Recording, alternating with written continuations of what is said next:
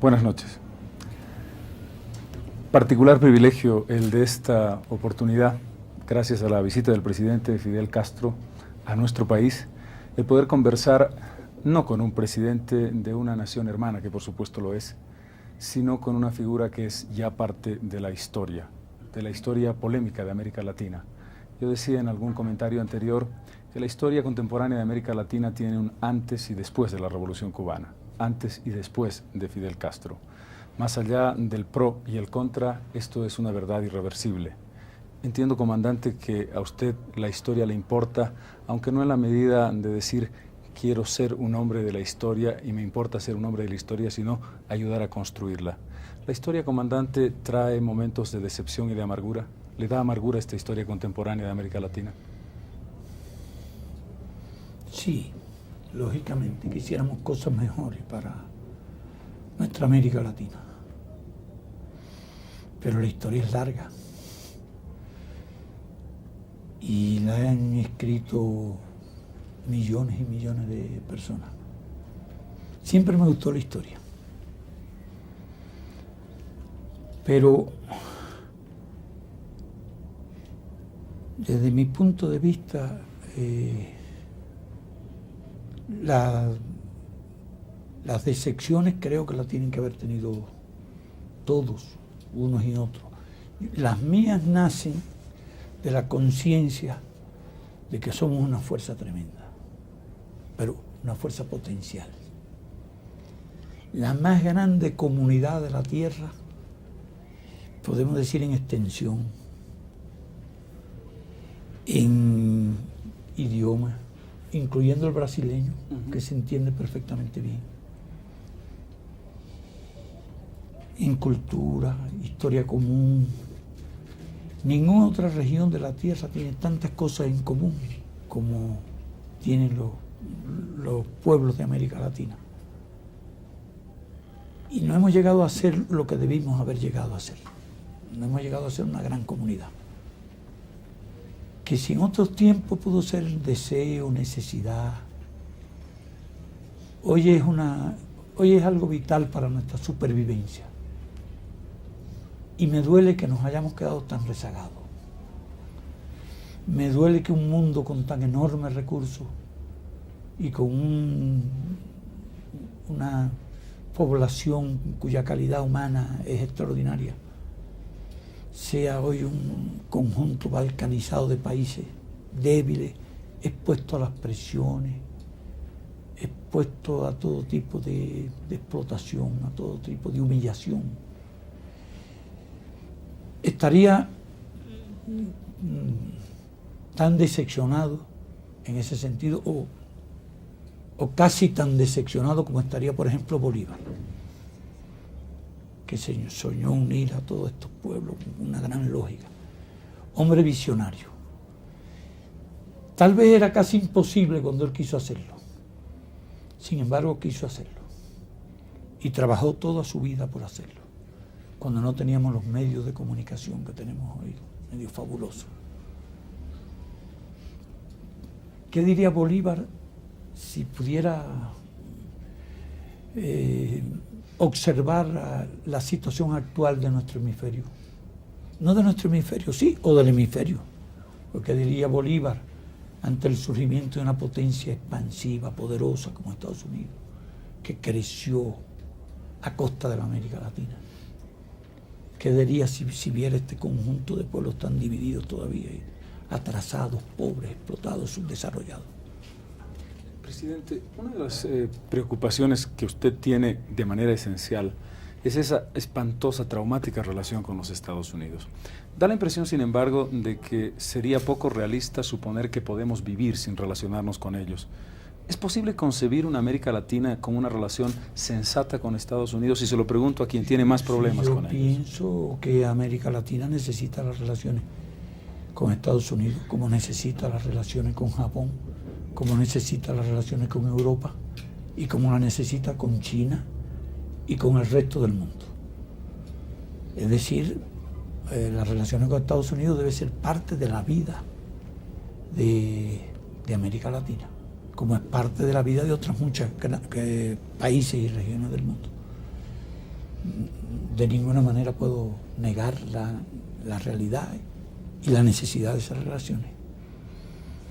¿Cómo establecerlas en esta evidencia de que somos más débiles, de que hay una relación desigual? ¿Cómo establecer una realidad que pueda hacer viable un intercambio que no sea terrible para unos y otros? Uniéndonos más y trabajando en común. Porque no es lo mismo que Estados Unidos discuta uno por uno con cada uno de nuestros países, a que Estados Unidos tuviera que discutir con el conjunto de América Latina. Yo tengo muy fresca en mi memoria la batalla de la deuda externa, que se libró en el año 85. En Cuba se produjeron una serie de reuniones de todo tipo, personalidades políticas, obreros, campesinos, mujeres, intelectuales. Y nosotros proclamamos la necesidad de hacer un frente unido para discutir los problemas de la deuda externa. Era una oportunidad histórica extraordinaria. En ese momento debíamos 350.000 millones. Entonces, pero no se produjo la unidad. Estados Unidos impuso su estilo de discutir uno por uno con cada uno de los países de América Latina. Si nos hubiéramos hecho un frente común en la deuda, hubiéramos podido hacer un frente común también para discutir el nuevo orden económico internacional, para discutir los problemas de las relaciones comerciales. Entonces seríamos una fuerza, pero realmente nuestros dirigentes políticos no cumplieron su responsabilidad histórica.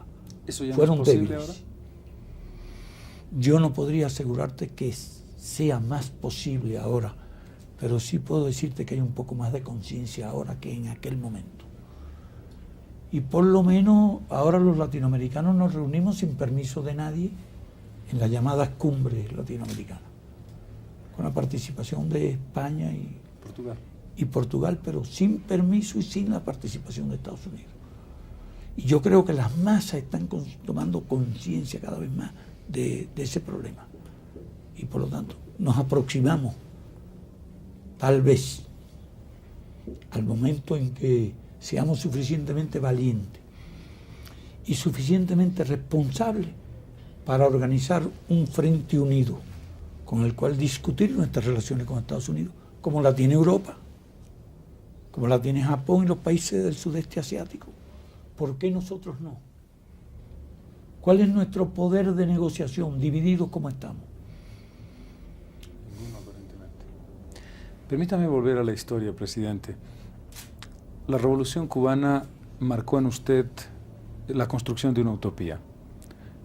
Han pasado 34 años. ¿Cuál es la realidad de esta revolución hoy día? ¿Es una revolución solitaria? ¿La historia da lecciones?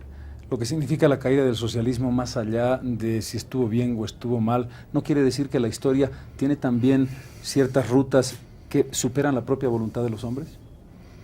Bueno, primero tendría que decirte algo, una idea que no concluí cuando me hablaste de la historia, y que yo quería decirte que yo no he sido un hombre que haya luchado por la historia, ni que haya tenido una preocupación personal, egoísta por la historia, o la vanidad de ocupar un lugar en la historia.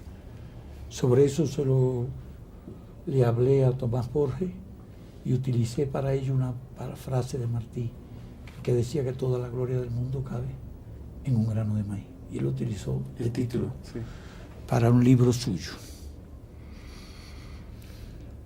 Ahora, yo no sé qué posición adoptar sobre tu afirmación de que pretendimos construir una utopía.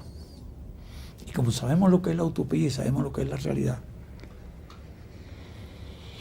yo digo que tratamos de construir una realidad y la construimos en gran parte.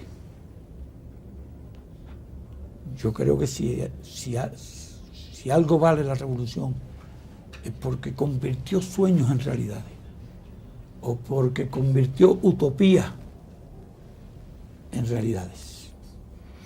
Pero cuando tú me hablas de la historia ahora, te refieres a una parte de la historia contemporánea. Y la historia tiene mucho tiempo. ¿Por qué apresurarnos en sacar conclusiones? Hoy somos una revolución solitaria en este hemisferio, pero llevamos más de 30 años como revolución solitaria, con la excepción de la revolución sandinista, que no fue exactamente igual que la revolución cubana. Pero hay otras revoluciones en el mundo. Está la revolución china, no se puede ignorar. Ignorar la revolución china es ignorar un elemento fundamental en el presente y de creciente importancia en el futuro. Está la revolución vietnamita también. Hay algunas revoluciones todavía. Lo que pasa es que en este momento somos la única revolución en el occidente. De todas formas, no creo que estemos más solos que Cristo cuando lo crucificaron en la cruz.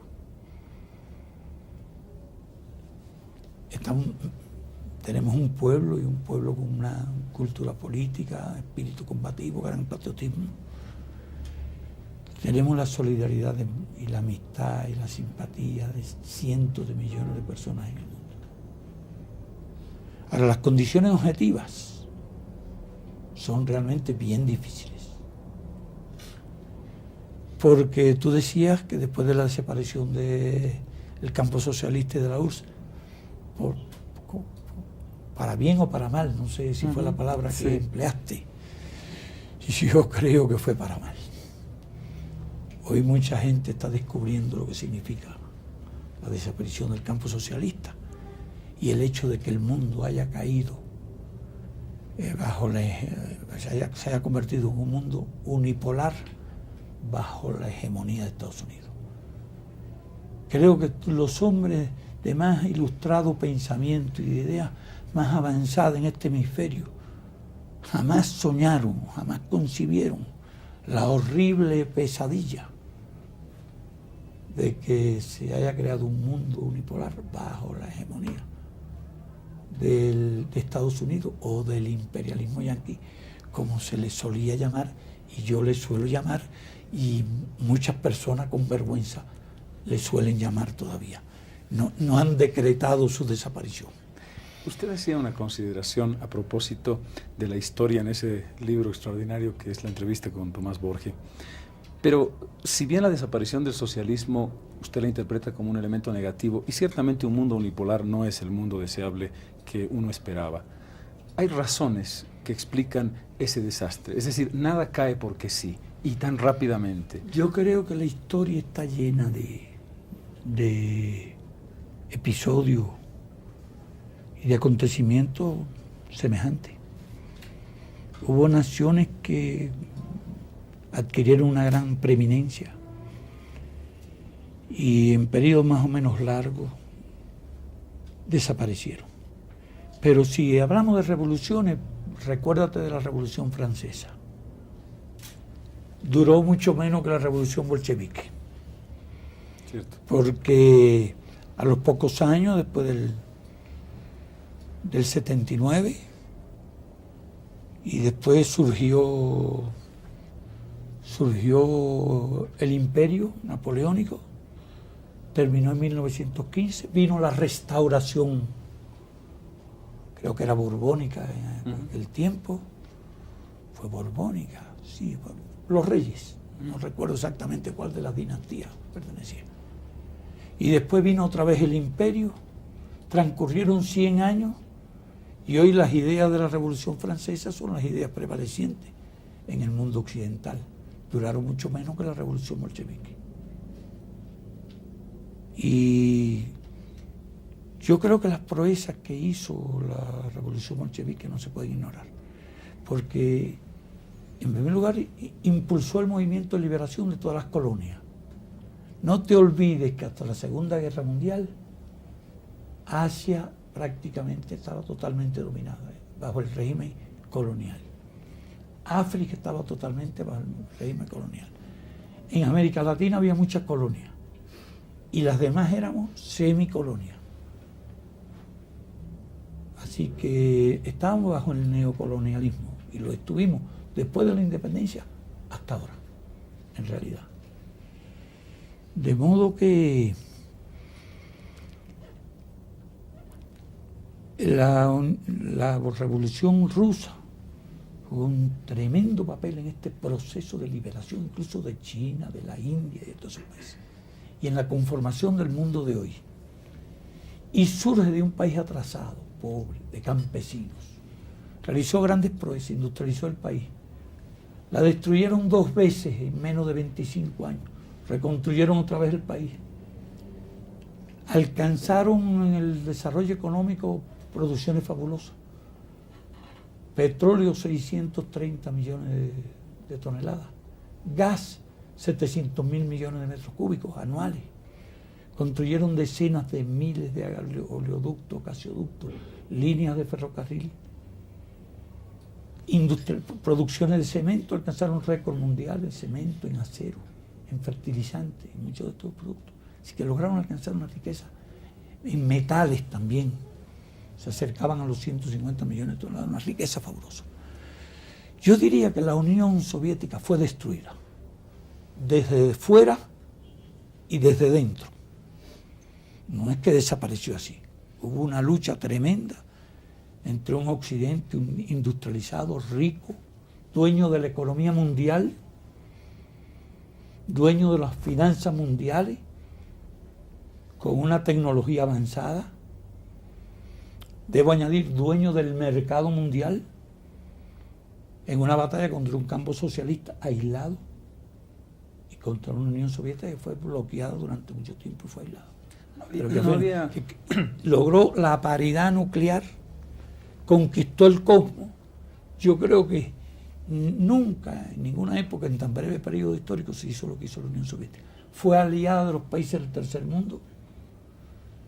Para nosotros significó muchísimo porque cuando vino el bloqueo de Estados Unidos y suspendieron el suministro de piezas, de equipos, de materias primas, de alimentos, de todo, hubo un país en el cual nosotros pudimos apoyarlo, que nos garantizó frente a ese bloqueo que habría liquidado a cualquier nación de nuestro hemisferio, nos suministró todos esos elementos que resultaban indispensables para la supervivencia de la Revolución Cubana, y así a otros muchos países.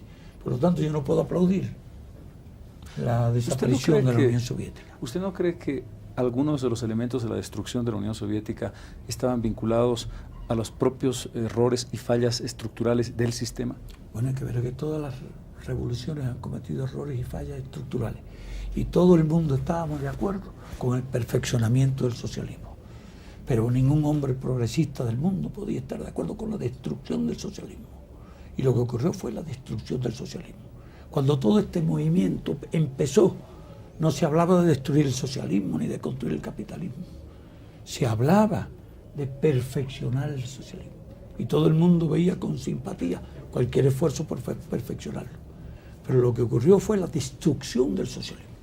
Es lo que dirigieron ese proceso, lo dirigieron de tal forma que condujeron. Yo no creo que era intencionada la idea de destruirlo, pero lo hicieron de tal forma que lo destruyeron y le causaron al mundo terrible. Lo que no pudo conseguir Hitler, con millones y millones de soldados, con cientos de miles de tanques y aviones, lo consiguió el imperialismo sin disparar un tiro.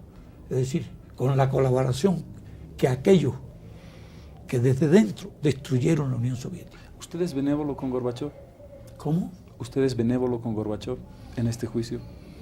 Yo creo que Gorbachov no quería destruir el socialismo. Yo creo que realmente quería perfeccionar el socialismo. Pero realmente hizo las cosas de forma tal que concluyó en la destrucción del socialismo. Tiene una responsabilidad histórica muy grande en eso, no hay duda.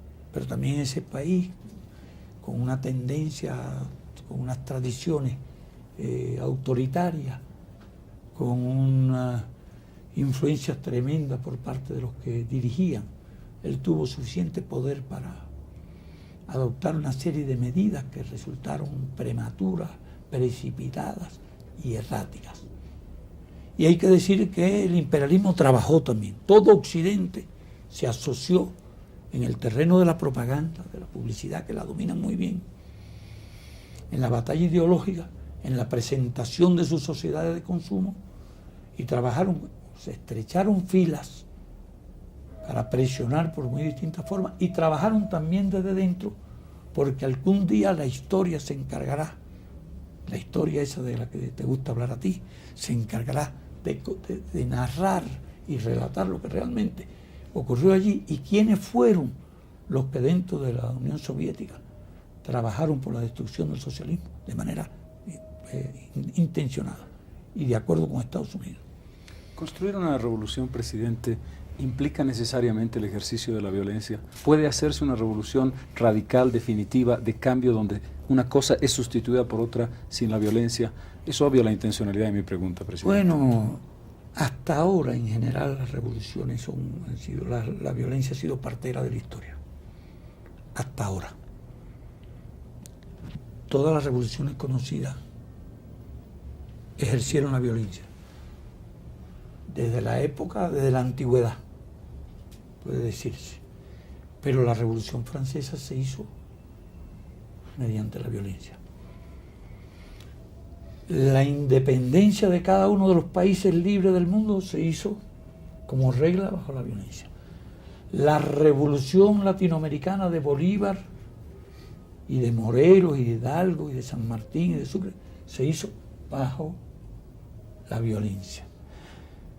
Bueno, la Revolución Rusa, bajo la violencia. La Revolución Mexicana, que fue una gran revolución, no suficientemente conocida, se hizo bajo la violencia.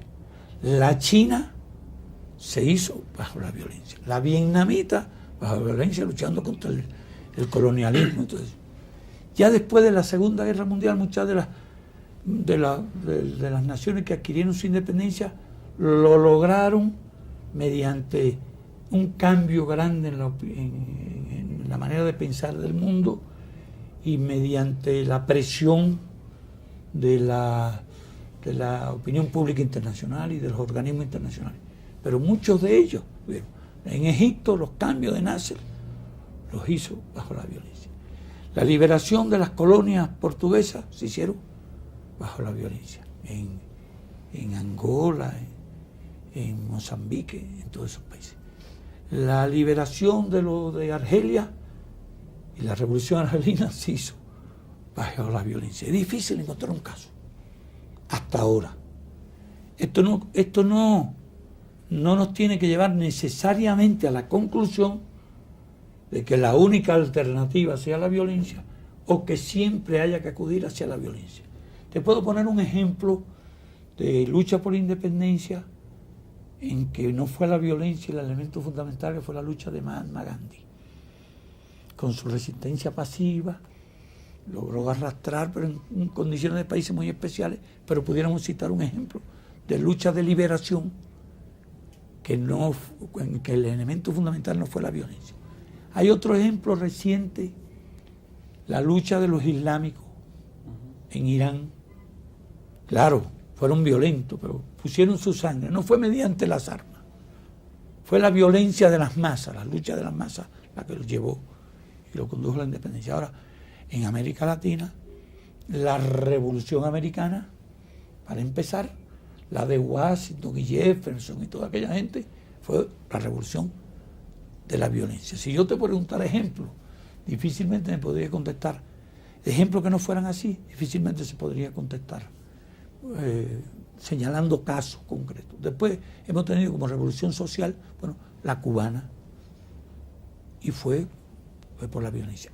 Y hemos tenido experiencias como la chilena, un noble, maravilloso intento de cambiar la sociedad por métodos pacíficos, por métodos electorales, y ya tuviste cómo culminó aquello en el golpe de Estado, el asesinato y la desaparición de miles de gente y un régimen atrozmente cruel que mantuvo el país casi durante más de 15 años en condiciones de represión como nunca la había conocido a lo largo de su historia.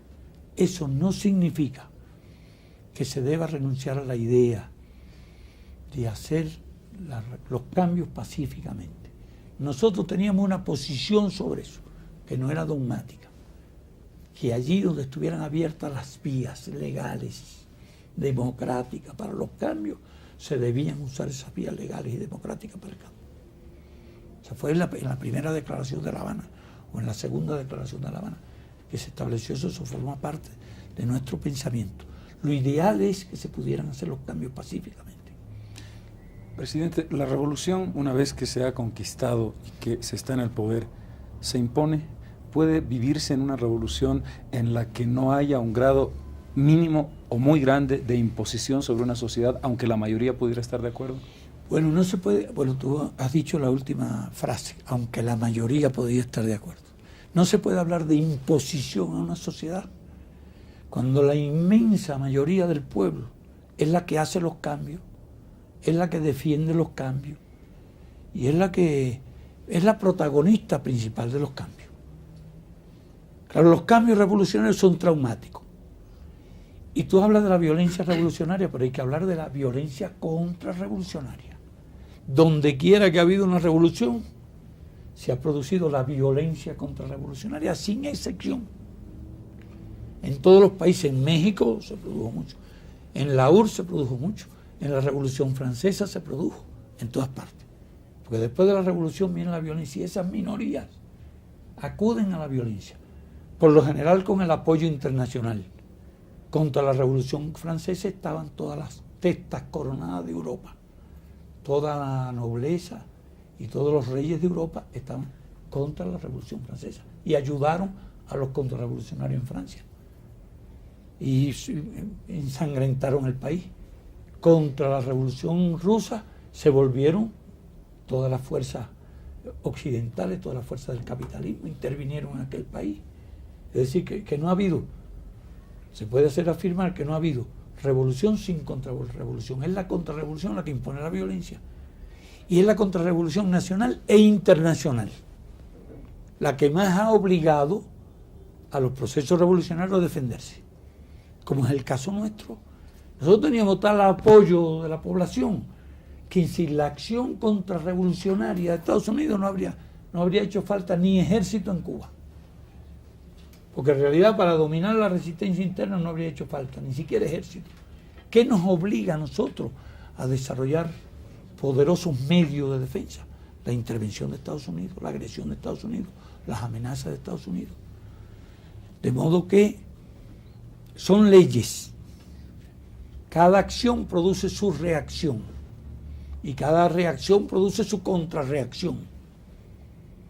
Pero ha estado determinado no por la filosofía de la revolución, sino por los factores objetivos que les han impuesto a la revolución la necesidad de defenderse. En las democracias de América Latina, comandante, se vive una situación paradójica y creo que la analogía es posible si me permite brevemente. La democracia es un sistema en el que hay participación popular con una visión determinada de cómo y qué se interpreta por democracia, pero el resultado es lo que manda. Si la democracia en Bolivia o en Brasil o en Perú no da mejores condiciones de vida, la situación se pone complicada. Si los problemas sociales no son resueltos, la gente dice, bueno, muy bien la democracia, pero así no vamos a poder vivir. En Cuba no están pasando circunstancias en las que de pronto el pueblo cubano va a decir, ok, bien la revolución, pero de pronto esta revolución nos está poniendo contra la pared y estamos empezando a cansarnos por mucho mito que haya detrás. No es la revolución la que pone al pueblo contra la pared, es el bloqueo económico, es el imperialismo, es la agresión externa. Son los esfuerzos que se realizan desde fuera para que nosotros no podamos desarrollarnos, para que nosotros no podamos adquirir tecnología, para que nosotros no podamos adquirir ni siquiera alimentos ni medicina. ¿Sabes? Y nuestro pueblo sabe todo lo que ha hecho la revolución por él y por las masas. Y sabe lo que ha seguido haciendo aún en las condiciones más difíciles. De manera que para nuestro pueblo la revolución no es cuestión de bienes materiales, más bienes materiales o menos bienes materiales. Es cuestión de ideas, es cuestión de principios, es cuestión de valores, la dignidad del país, la independencia del país, la justicia social, la igualdad. Todos esos factores y esos valores a los cuales están tan apegados nuestro pueblo, que resulta muy difícil que renuncien a ellos. De otra forma, ¿cómo tú crees que nuestro país haya podido resistir más de 30 años las amenazas y la hostilidad de Estados Unidos? Que a pesar de ser un país tan pequeño, esa gran nación sabía que el costo de una invasión era tan grande, el precio era tan grande que podía resultar impagable. Te da idea de la unidad, y de la fuerza que la revolución es capaz de desplegar en el pueblo y de los valores que una revolución siembra en el corazón del pueblo y que están por encima de los valores materiales, porque fue Cristo, creo, o por lo menos el cristianismo, quien dijo que no solo de pan vive el hombre, no solo de pan viven los pueblos, viven de otros muchos valores que no están dispuestos a sacrificar. Si esos valores no prevalecieran, no habrían muerto tantos hombres luchando por sus ideales, luchando por la independencia, luchando por la libertad, porque al fin y al cabo tú podrías decir, estos son valores abstractos, que es la libertad, y sin embargo por esos valores el hombre da su vida, y lo ha estado dando a lo largo de la historia.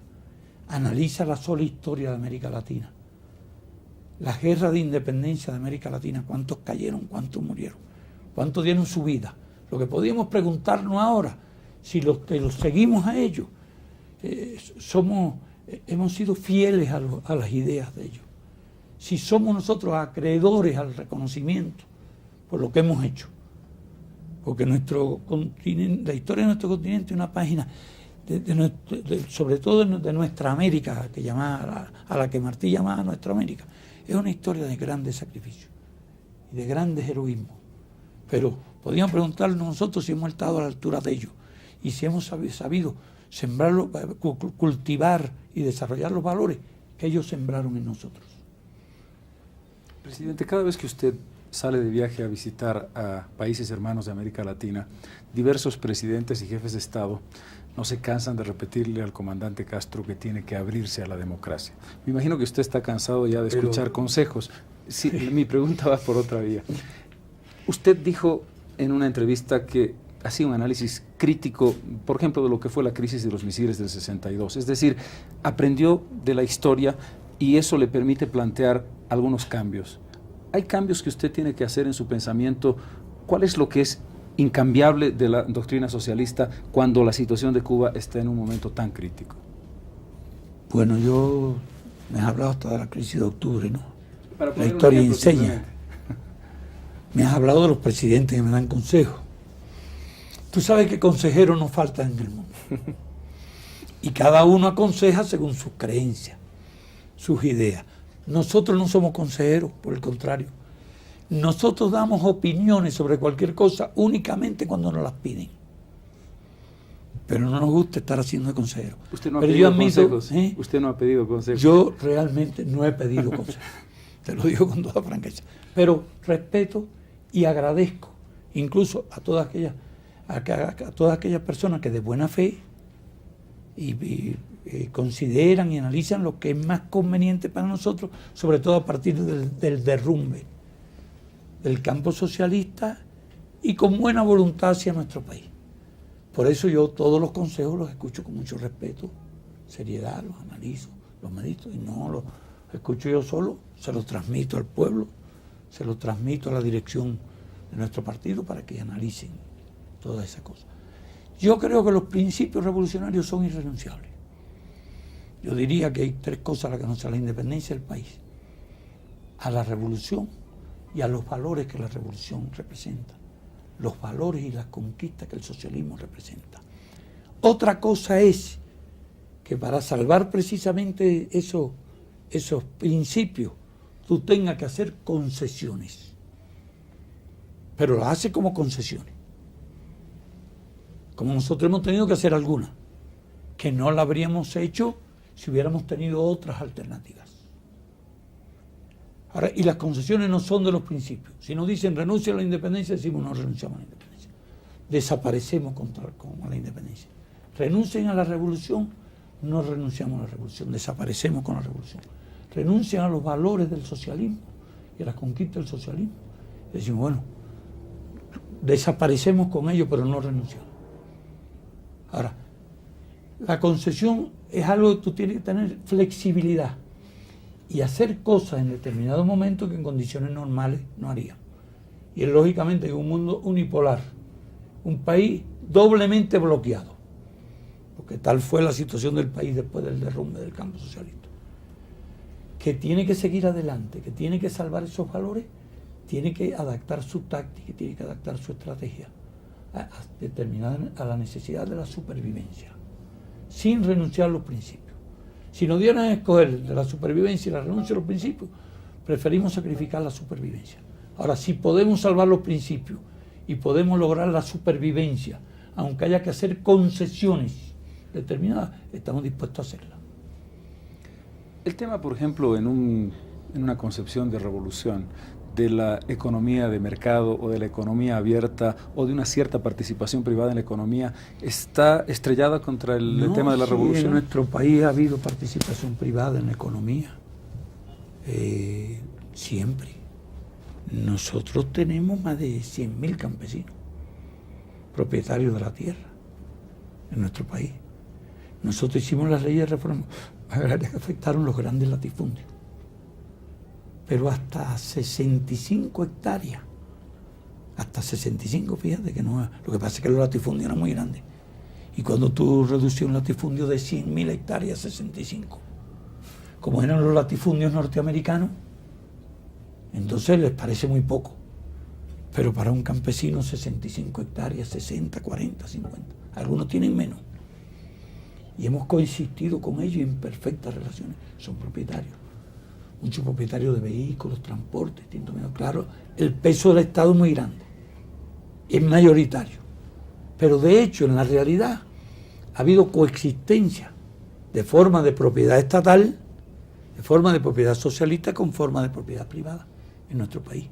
No todo allí, aunque hay mucho.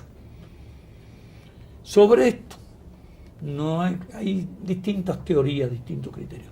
Sobre la teoría nueva, economía de mercado, es que la palabra capitalismo nos resulta muy simpática y la sustituyen por la palabra economía de mercado, una frase un poquito más simpática, más potable, más tragable. Igual que la palabra imperialismo no es simpática, eso se sustituye por la palabra democracia y muchas cosas como las que pregonan allá en Estados Unidos. Su sistema, ¿no?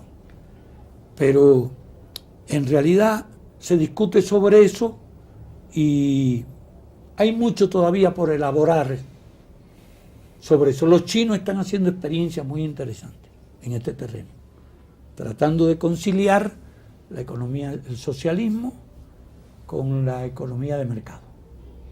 Pero bajo la dirección del partido y bajo los principios del marxismo y de Mao Zedong, como ellos explican.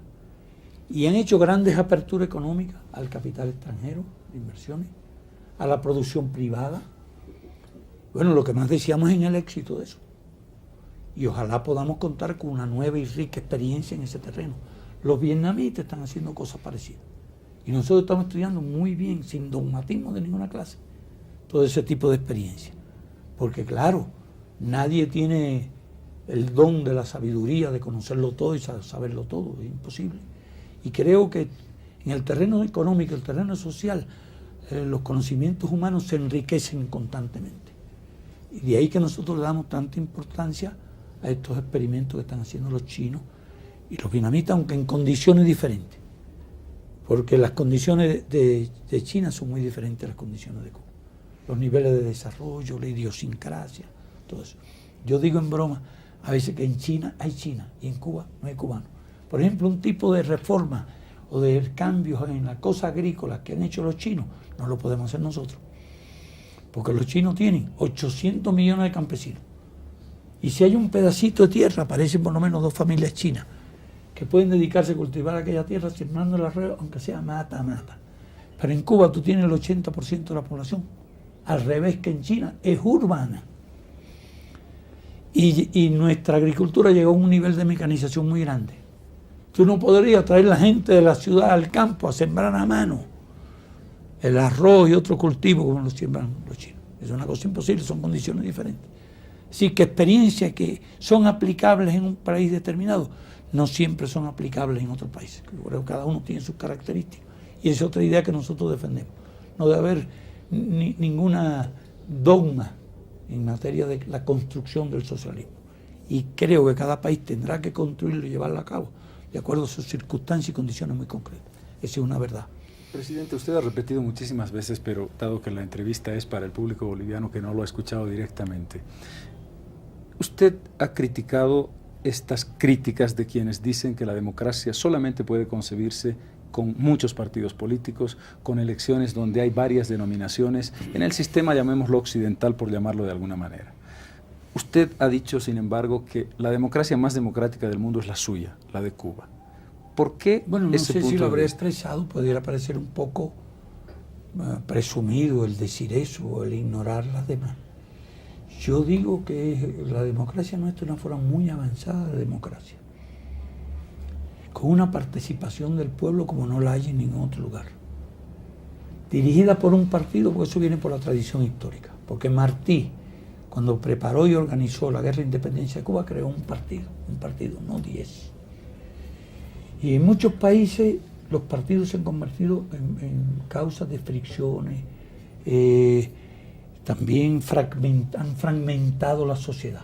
Es muy triste a veces ver el espectáculo de los conflictos entre los partidos. Ahora, esto no es un dogma para nosotros, es una tradición histórica y una necesidad, pues nosotros tenemos que mantener el país unido. Y de ahí, esa es la razón por la cual nosotros no queremos ir. Lo que quieren Estados Unidos es fragmentar nuestro país en 10 pedazos para debilitar nuestra resistencia. Y nosotros, como una táctica y una estrategia, mantenemos el principio de la unidad del partido. Ahora, ¿cuál es el papel del partido? El partido no elige, el partido dirige, orienta, pero el partido no postula ni elige los candidatos.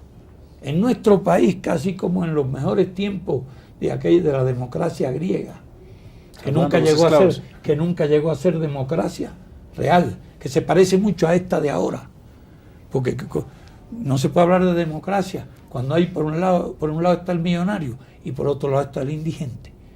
Qué igualdad de derechos y qué posibilidades tiene el indigente al lado del millonario. Tú no me puedes comparar un millonario de estos, de las grandes corporaciones de Estados Unidos, con estos ancianos que tienen que dormir bajo los puentes en pleno invierno en Estados Unidos, o cometer un delito para que lo lleven a la estación de policía y le den calor y le den alimento. Es decir, que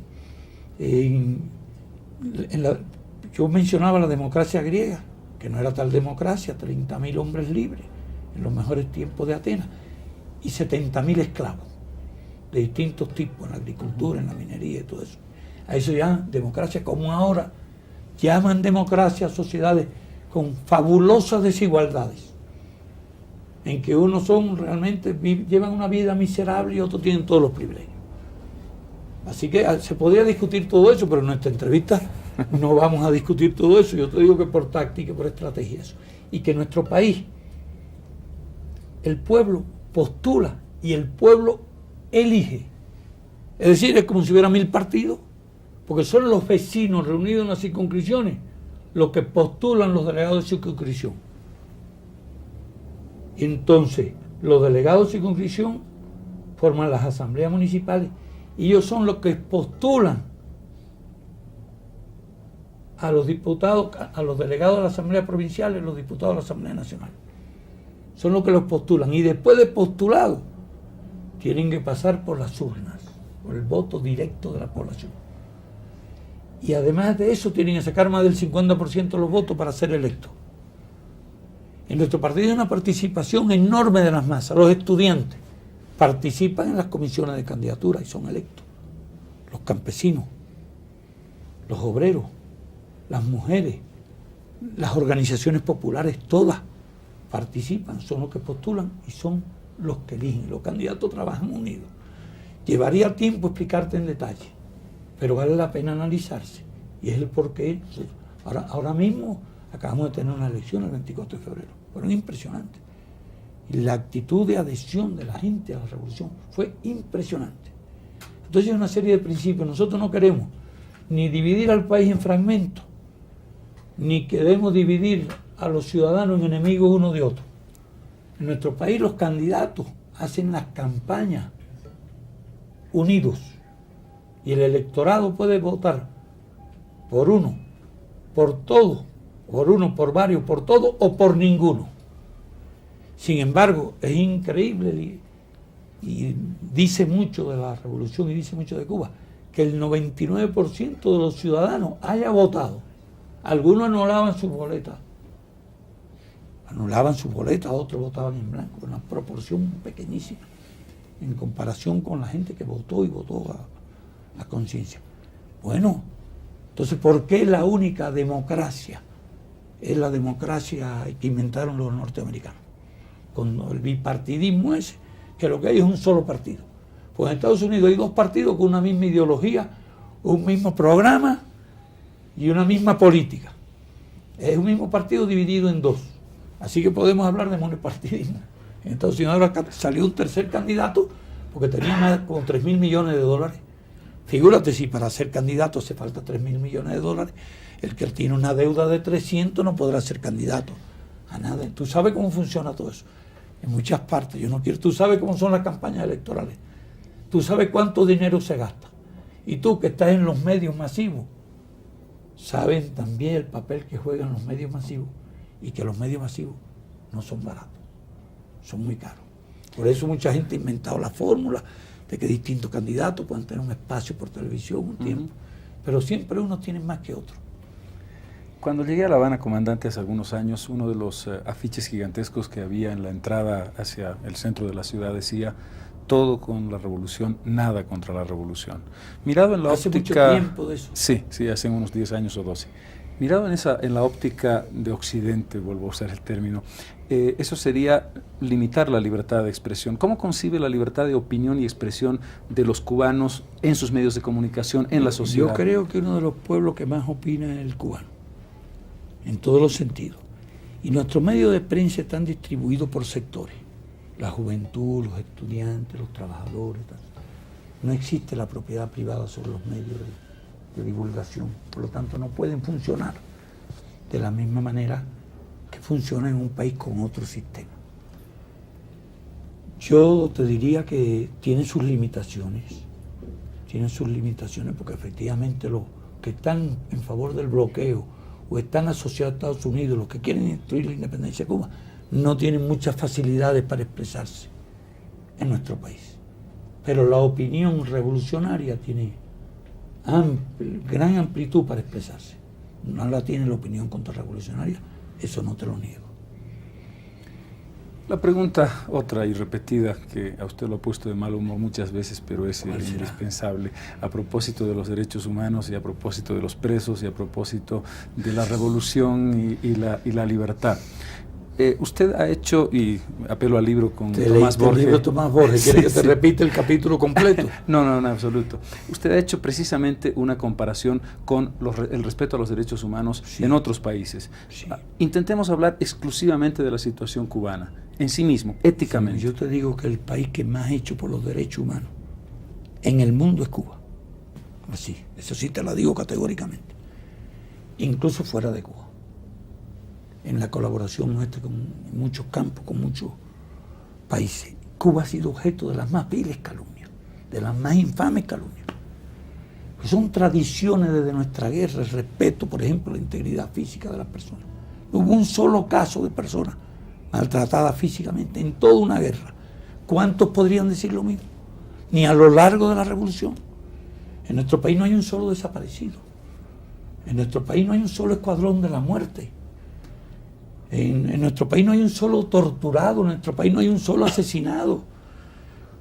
La revolución más humana, más limpia, más escrupulosa, por el respeto al hombre, es la revolución cubana, y esa sí te la digo, sin inhibirme en lo absoluto y sin temor de que me llamen inmodesto. Es la revolución cubana, esas son las ideas, los criterios, los conceptos, y no solo en los derechos hacia el hombre. En nuestro país se acabó la discriminación racial. En nuestro país se acabó la discriminación de la mujer, se estableció una verdadera igualdad. No se puede ni empezar a hablar de derechos humanos en sociedades desiguales, porque la propia Revolución Francesa, que no era socialista, hablaba de igualdad, fraternidad y libertad. No quedó de la libertad, quedaron las libertades formales. De la fraternidad lo que quedó es la guerra del hombre contra el hombre. Y de la igualdad no quedó nada. Entonces, en todos esos aspectos, nuestra revolución ha llegado a hacer por el hombre lo que no se ha hecho en ninguna otra parte. ¿Y por qué tú crees que la defiende el pueblo?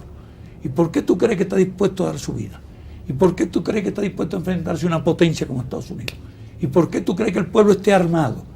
Nuestro pueblo es un pueblo armado, no hay que olvidarse de eso. Estudiantes, obreros, campesinos, todos están armados. Yo creo que la manifestación suprema del respeto a los derechos del hombre es darle incluso las armas con que defender esos derechos.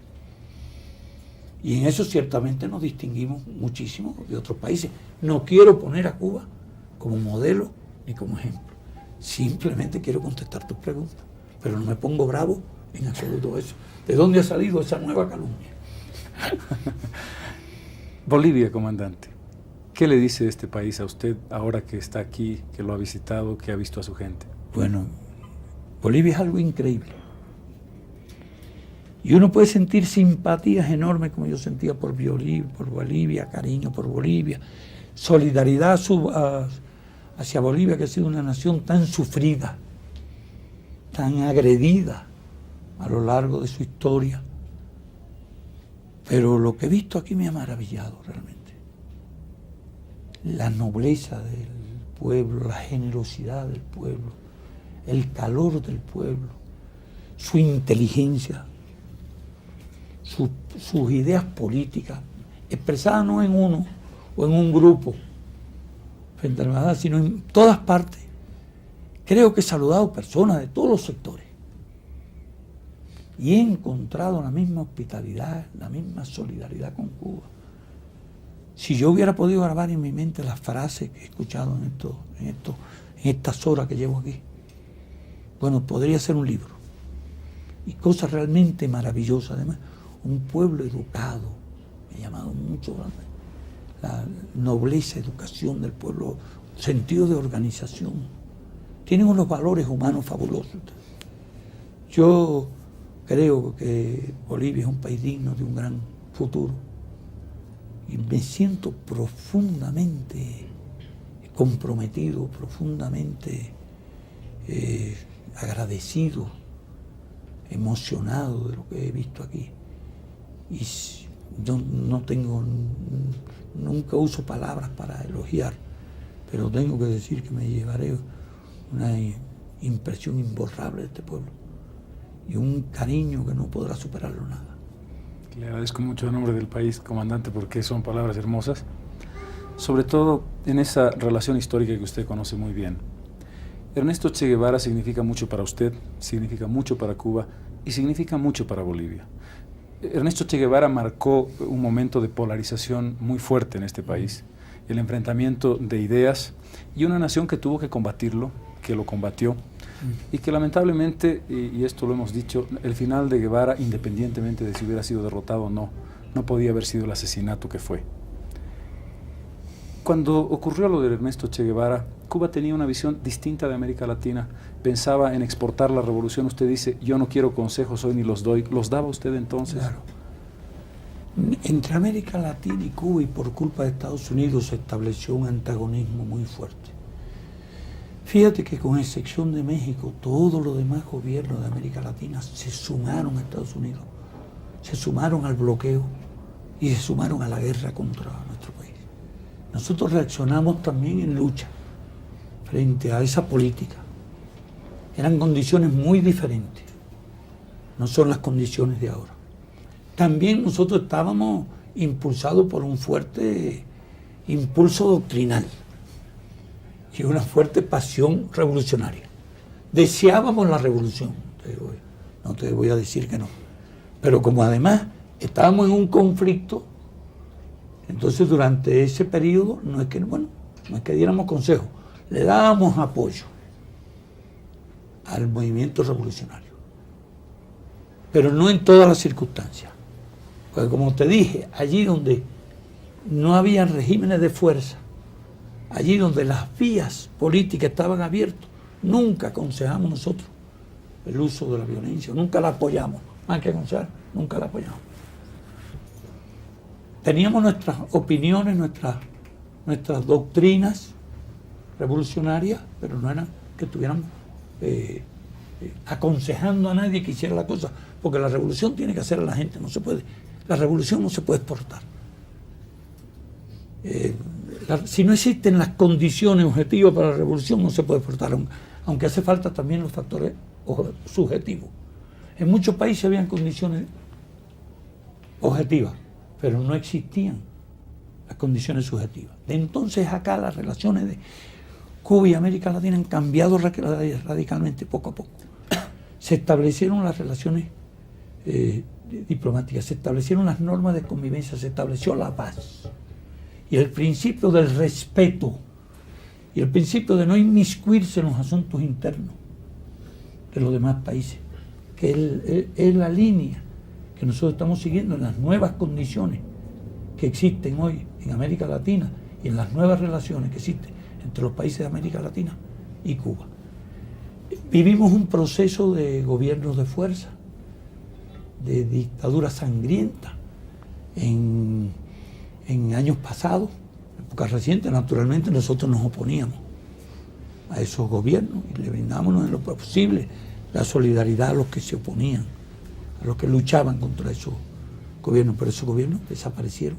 Creo que la apertura democrática en América Latina es un gran paso, es muy importante y debemos saber aprovecharla para avanzar realmente en el desarrollo económico, para avanzar hacia la unidad de nuestros países, para construir un porvenir. Ahora la democracia está sometida a una dura prueba. ¿Podrá o no vencer todos esos obstáculos? Pero a mí me parece que estamos en un proceso de avance y de progreso. En ese sentido, y todos celebramos esta apertura, y también nos satisface mucho el tipo de relaciones que tenemos con los demás países hermanos de América Latina.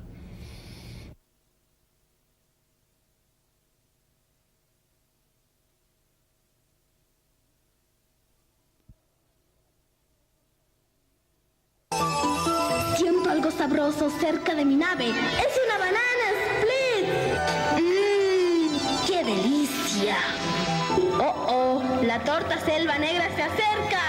¡No la puedo esquivar!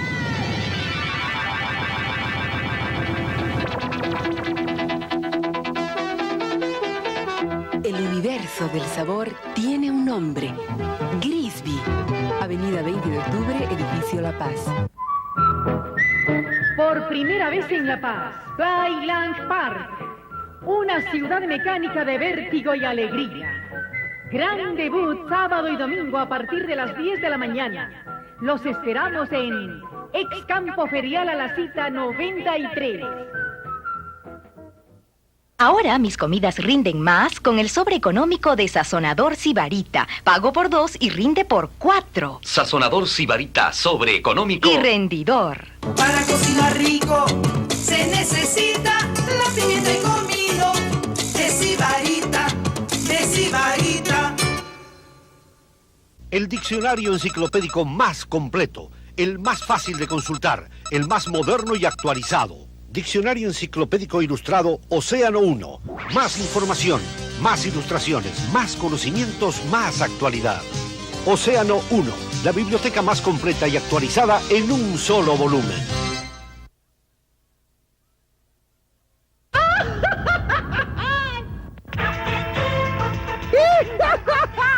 Estoy muy contenta porque hoy me presento. ¡Ven a mi fiesta! Avisa a tu papá, a tu mamá, a tu tía, a todos los gatos, al perrito. Ahí te espero. Y si vas, sí me simpatizas. ¡Chao! Con el auspicio de Pepsi, el sabor de la nueva generación. AGD, Red Nacional.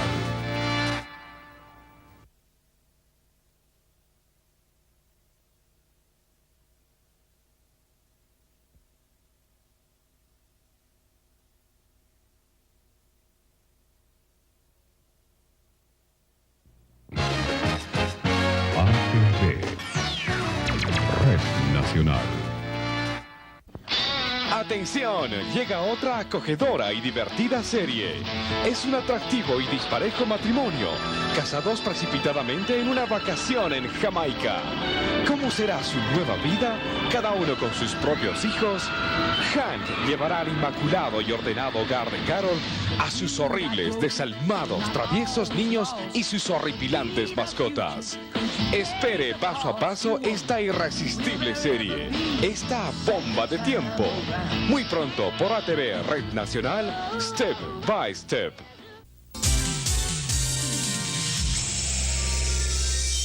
Hay dos formas de reconocer al pollo de Nutripollo del pollo falso.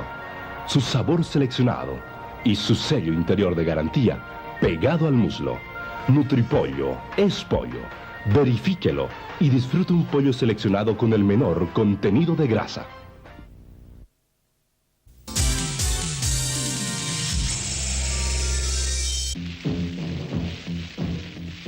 Salteñas Diablo, para el Chaki, en Avenida Saavedra, casi Plaza Uyuni y Cine 6 de agosto. El diccionario enciclopédico más completo, el más fácil de consultar, el más moderno y actualizado. Diccionario enciclopédico ilustrado Océano 1. Más información, más ilustraciones, más conocimientos, más actualidad. Océano 1, la biblioteca más completa y actualizada en un solo volumen.